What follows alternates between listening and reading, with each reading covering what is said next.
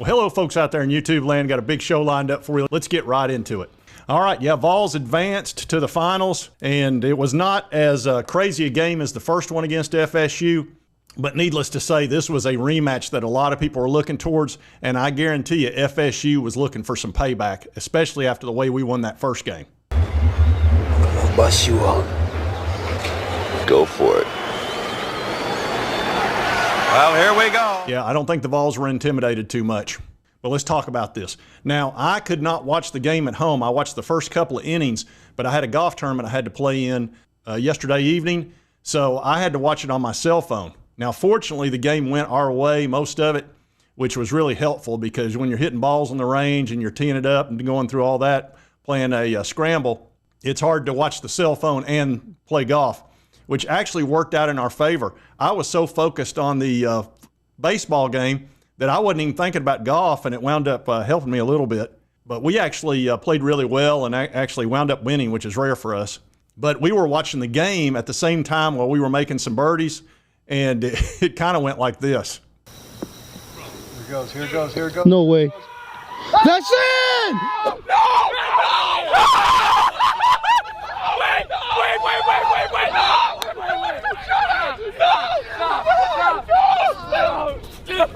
Okay, we didn't celebrate that much. That wasn't really us, obviously. That was good. A lot of y'all probably watch good golf. But anyway, that's how we felt. We actually made a putt. I think it was our 75-year-old made about a 20-footer at the same time that we won the ball game. So we were going nuts. And everybody thought we were screaming over making the putt. We were more screaming over the Vols winning. Certainly me and Andy and Tim were. But anyway, it was really fun. I was pumped about both things.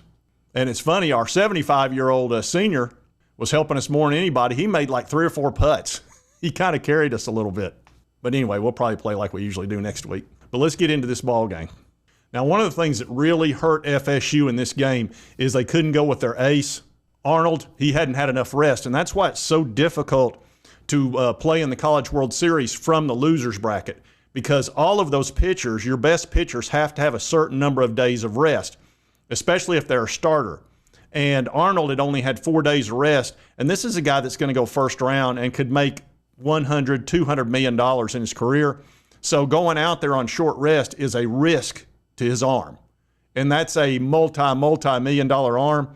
So you've got to get his permission, his family's permission, his agent's permission. There's too many people to go through to make a guy go on 2 days short rest. It's just too much. So they wound up putting a freshman out there. And I knew when they announced that and he was out there, I was like, this could go very badly for FSU, because you're starting out with the best hitter in baseball, in my opinion, which is Christian Moore. And then you're followed up by Burke and Amick and all these guys that are tremendous baseball players. They're all going to be playing major leagues. And you're throwing this 18-year-old out there who hasn't pitched in like 2 weeks. But that's just what they felt like they needed to do. I would have gone with a middle reliever, some senior or some guy that it's not going to overwhelm him, rather than put an 18-year-old in there. Now, he's a talented guy, this Abrams. He had a good ERA and all that, but that's way too much pressure to put on an 18-year-old who hadn't pitched in 2 weeks. Oh, man, that is way too much pressure. So I felt like that was an advantage, and it all worked out for us really well. We scored a bunch of runs in that first inning, and that put FSU behind the 8 ball immediately. And then a lot of things went our way. When he threw to the first baseman, and that gave us an extra run. And then we caught some breaks on defense. First of all, we played really good defense for the most part, but even when we played poor defense, we caught a break. One time we overthrew the first baseman. It ricocheted off the dugout, and the guy was trying to go to second. We threw him out there.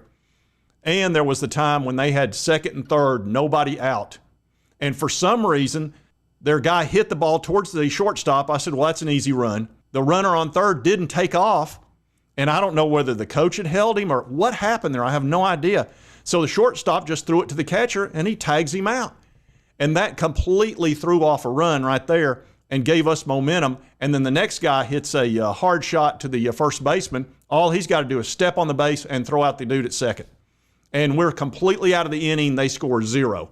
I would have gladly gone out of there with 1 or 2 runs and taken the 3 outs for that. Whereas we got out of there scot-free, and I knew when that happened, I was like, this is our day. This is our day. We're going to win this. And I felt really good ever since then. And, of course, we had our ace out there, which is Seacrest, who has been pitching better than any starter we've got. And he went through, 6 innings, didn't give up a run. And it wasn't until like the 7th inning, and I was surprised he kept him in there that late. Normally, once they've come around the 3rd time, they pick up the timing of the pitcher and they start hitting him hard. And they did hit 2 straight single home runs off of him. And then, of course, he pulled him. You cannot keep those guys in there that long. Well, I'm telling you, once these hitters have seen a guy a while, they start timing that curveball. They time that changeup. They know what the fastball looks like. That's why you're seeing so much of the bullpen pitching with these teams, because you really don't want the starter out there past about the 5th inning. Message! And that's really the way baseball's moving towards, especially in college ball. So let's take a look at some of the stats here.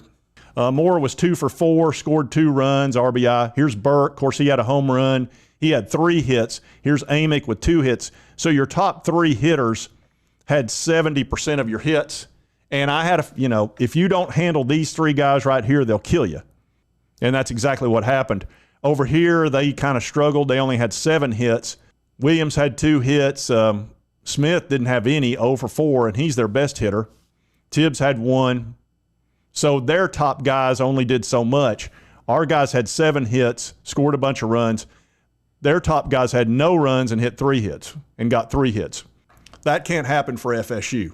Those guys got to score runs. That's just the way it is. But Seacrest just handled them. He was really looking good, and he had some great defensive plays behind him. Tears for Fears, that catch he made out there in the outfield and then ran into the wall, that was a tough catch. Somehow he held onto that ball, and that killed their momentum yet again. There were so many momentum killers in that game that had to break their spirit. I mean, I'm sure the FSU fans were pulling their hair out watching that game. It had to drive them nuts. And it wound up, we won easily 7-2. There was almost no stress in the game for us, which is really rare against an offensive powerhouse like FSU. But we just had their number, we just did. It was the darndest thing. And that happens. Baseball's a fickle sport.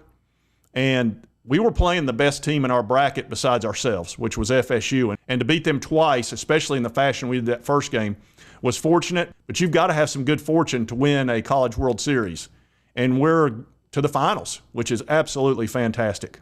Now, not all of the FSU fans, I think, are thrilled with Tennessee and the fact that we beat FSU twice. As a matter of fact, I don't think they're happy at all.